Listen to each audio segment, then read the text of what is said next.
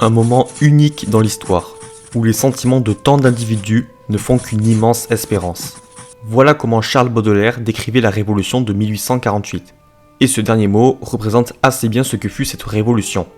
Un espoir, qui fut rapidement éteint.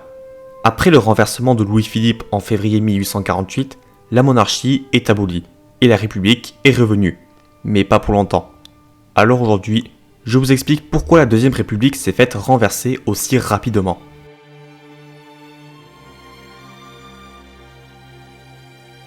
Le gouvernement provisoire de la République cherche à renouer avec la Révolution de 1789. Ainsi, les premières mesures appliquées sont le maintien du drapeau tricolore, rejetant ainsi le drapeau rouge, la suppression des délits d'opinion et de la censure, la libération des prisonniers politiques, la suppression des titres de noblesse, la suppression de la peine de mort pour matière politique, ou encore la gratuité des grandes écoles. Mais les deux plus importantes de toutes restent l'abolition de l'esclavage le 27 avril 1848 sous l'impulsion de Victor Schœlcher, sous-secrétaire d'État chargé des colonies. Ainsi, la loi affranchit plus de 242 000 esclaves dans les colonies françaises. Et ensuite, la réinstauration du suffrage universel. Désormais, tous les hommes majeurs peuvent voter, mais pas les femmes. Pardon ? Cependant, il y a tout de même une chose qui distingue cette république de la première. C'est au niveau de la religion. Là où la première république a voulu se détacher du christianisme, sans pour autant l'interdire, la deuxième république est une république chrétienne. Dans de nombreuses villes, il était possible de voir des cérémonies de plantage d'arbres de la liberté, bénis par des prêtres. L'autre grande différence avec la première république concerne le chef du pays. Après la proclamation de la république en 1792, le poste le plus élevé était celui de directeur. En 1848, le gouvernement provisoire décide de mettre en place un président de la République. Ainsi, des élections législatives sont organisées en avril 1848. Sur les 850 sièges, les républicains modérés en remportent 250. Les républicains avancés 250 aussi, et les royalistes plus de 300. Les socialistes et bonapartistes récupèrent les restes.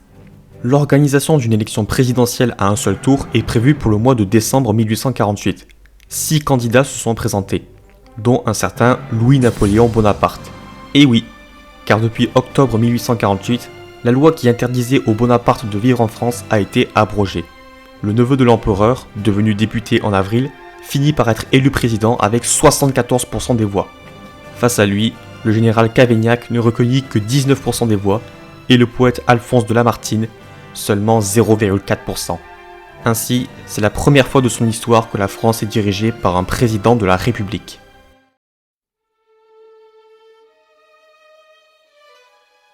Si la Deuxième République n'a pas tenu, c'est en partie pour des raisons économiques. Car si le régime a pu s'installer grâce à une crise économique, pour perdurer, il doit la surmonter. Et c'est pas gagné. Le principal problème étant que la Révolution a amené les plus riches à déplacer leurs capitaux à l'étranger. Ainsi, la consommation baisse et les usines ferment. Et pour résoudre la crise, la principale mesure adoptée par le ministre des Finances Louis-Antoine Garnier-Pagès est d'augmenter les impôts directs de 45%. Forcément, tout ceci ne plaît pas à la population. Alors pour la contenter, de timides réformes sociales sont adoptées, comme la limitation du temps de travail à 10 heures en ville et 11 heures en campagne. Mais c'est largement insuffisant. Et à cette crise économique s'ajoutent de nombreux problèmes politiques.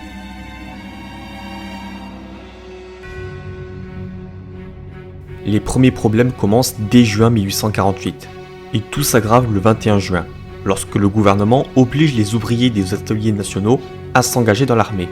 Des barricades sont élevées dans Paris, mais la révolte est lourdement réprimée. Le lendemain, on compte près de 1500 fusillés, 25 000 arrestations et 11 000 emprisonnements, dont 4 000 sont déportés en Algérie.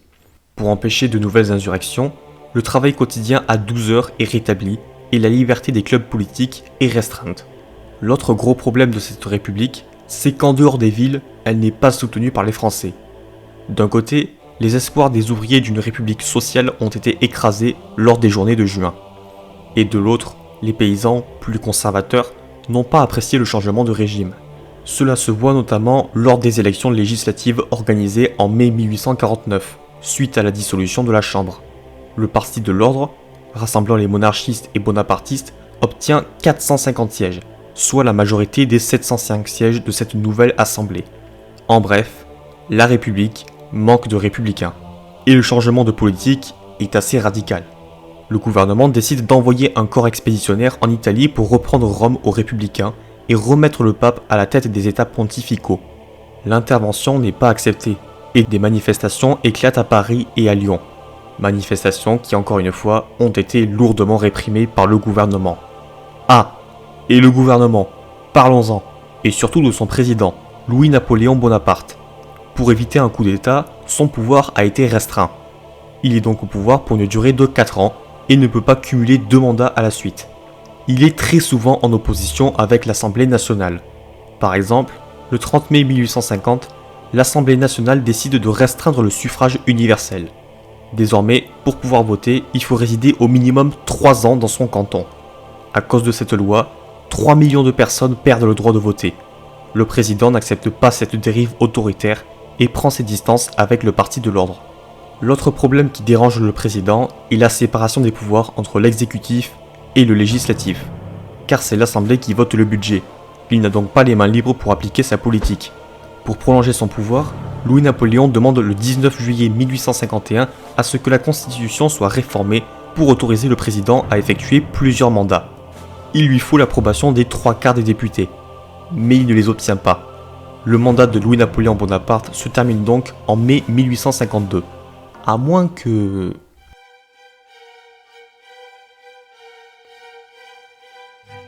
Le seul moyen dont dispose Louis-Napoléon Bonaparte de rester au pouvoir est d'effectuer un coup d'État. Face à l'instabilité politique et économique, il est vu par certains députés comme l'homme de la situation. Mais d'autres, comme Alexis de Tocqueville, se méfient de lui et craignent son ambition de pouvoir. Le 1er décembre 1851, le président lance son coup d'État, préparé depuis le mois d'août. Il place ses soutiens au poste clé du pouvoir et arrête ses opposants politiques. Le lendemain, il dissout la Chambre et rétablit le suffrage universel. Pourquoi fait-il cela? Déjà, pour se présenter comme le sauveur de la République. Et ensuite, parce qu'il souhaite convoquer le peuple pour lui faire accepter via des plébiscites le changement de régime et l'attribution de toujours plus de pouvoir à sa personne.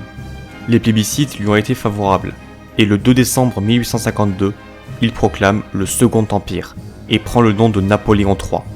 La Deuxième République est officiellement morte et enterrée. La suite se passe dans cette vidéo.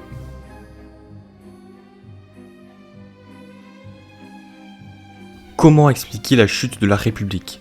Pour faire simple, 3 raisons principales. Premièrement, l'incapacité à surmonter la crise économique, qui par conséquent empêchait la République d'être sociale et en jetait les ouvriers dans les bras de Louis-Napoléon Bonaparte. Deuxièmement, le manque de républicains. Que ce soit à l'Assemblée ou dans le reste de la France, les républicains n'étaient pas très nombreux, ou du moins très mal répartis. Si les villes comme Paris ou Lyon étaient à majorité républicaine, ce n'est pas le cas des campagnes, adeptes de l'ordre et de l'autorité. Et dans une France à majorité rurale, difficile d'avoir des soutiens. Et le dernier problème, vous l'aurez deviné, c'est le président Bonaparte. Celui-ci, en développant des idées mélangeant autoritarisme et socialisme, réussit à rassembler tout le monde autour de lui et à se poser comme le sauveur de la République alors qu'il en est le fossoyeur. On en a bientôt fini avec l'histoire politique de la France du 19e siècle. Je vous propose de faire une pause et de faire un autre sujet la prochaine fois. Je posterai un sondage dans l'onglet communauté après la sortie de la vidéo. Et sur ce, à bientôt.